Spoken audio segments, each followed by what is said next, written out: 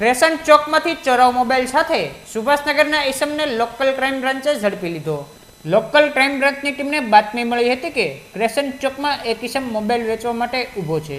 તેના અનુસંધાને local crime બ્રાન્ચની ટીમે દોડી જઈ બાતમીવાળા ઈસમનું નામ પૂછતા દીપકભાઈ અરવિંદભાઈ મોણપરિયા હોવાનું જણાવેલ। તેની પાસે રહેલા મોબાઈલ અંગેની આધાર પુરાવા માંગતા દીપકભાઈ અરવિંદભાઈ મોણપરિયા આપી શક્યા ન હતા।